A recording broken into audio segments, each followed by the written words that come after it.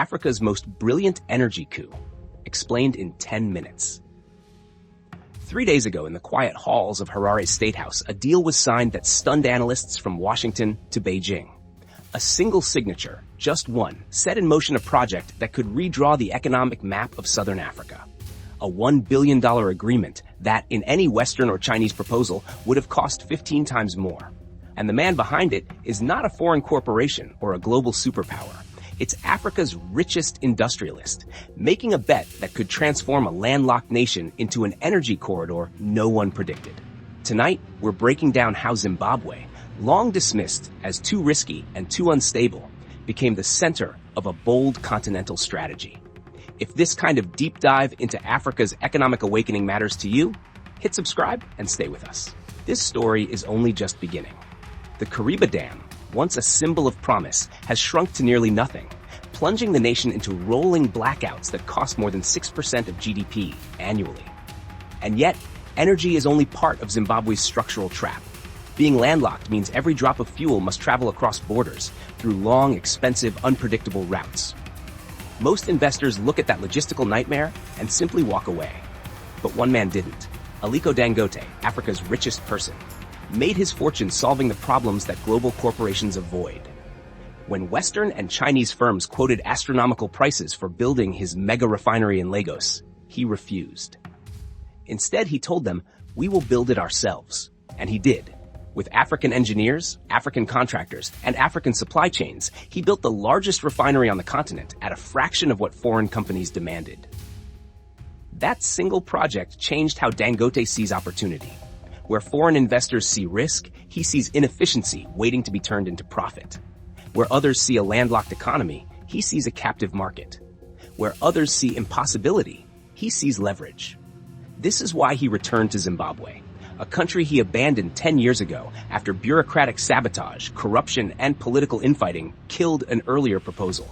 Back then, insiders whispered about facilitation fees, power struggles, and negotiations poisoned by greed. Dangote walked away. But in 2025, he returned with a boldness that even Zimbabweans didn't expect.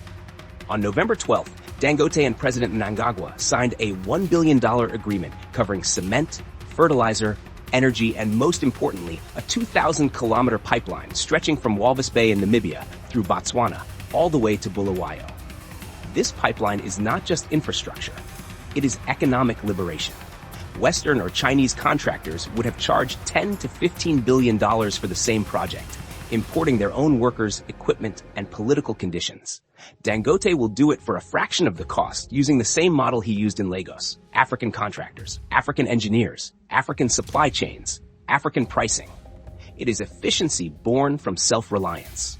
And it will change Southern Africa's energy map permanently. Once completed, Zimbabwe will no longer depend on fragile supply corridors through South Africa or Mozambique. Fuel will flow directly from Dangote's refinery empire to Zimbabwean industry, stabilizing prices, strengthening factories, and allowing the mining sector to finally operate at full capacity. Billions now spent on fuel imports can be redirected to schools, hospitals, roads, and technology. The country's foreign currency drain will slow dramatically. But there is more. Behind this deal lies a regional transformation. Zambia, Malawi, Botswana, even the DRC need cheaper energy. They need stability in supply chains. Dangote sees this and understands a simple truth. If you control how energy moves, you control the economic heartbeat of entire regions. The Zimbabwe pipeline could be the first piece of a broader network stretching across the continent. That is not business. It is continental strategy. Job creation will explode. Tens of thousands during construction, thousands more in cement, fertilizer, storage, and logistics. And because Dangote is integrating infrastructure with supply, he is not building capacity and hoping demand appears.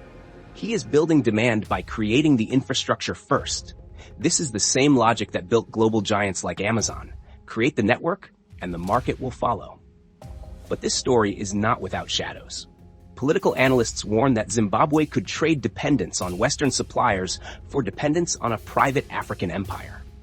If Dangote controls pipelines, storage, fuel distribution, cement, fertilizer, and logistics, he controls the economic temperature of Southern Africa. And in a country like Zimbabwe, where political factions hold deep grudges, the absence of both vice presidents during the signing ceremony raised eyebrows.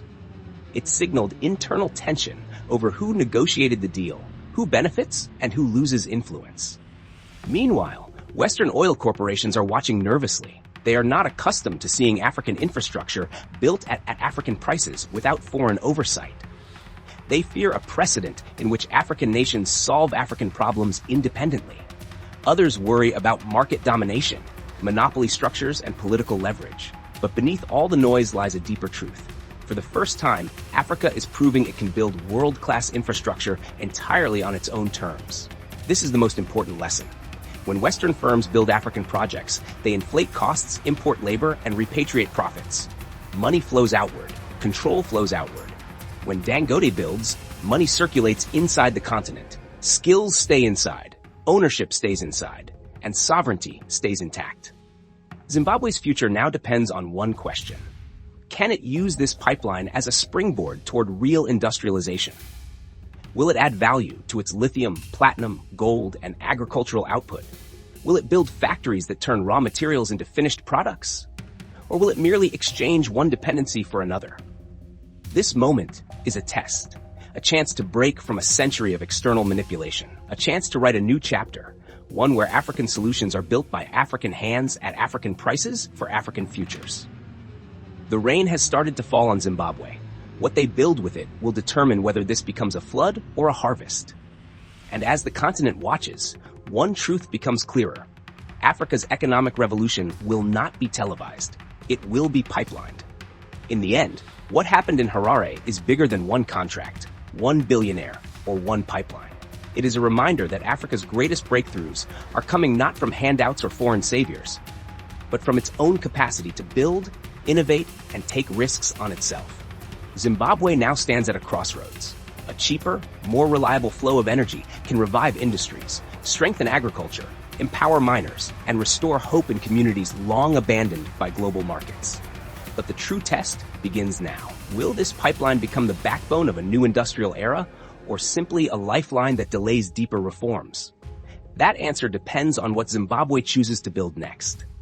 One thing, however, is certain. Africa has demonstrated it can design its own future at a fraction of the world's price. If you believe this story matters, share it, discuss it, and subscribe for more investigations into the continent's most transformative moves.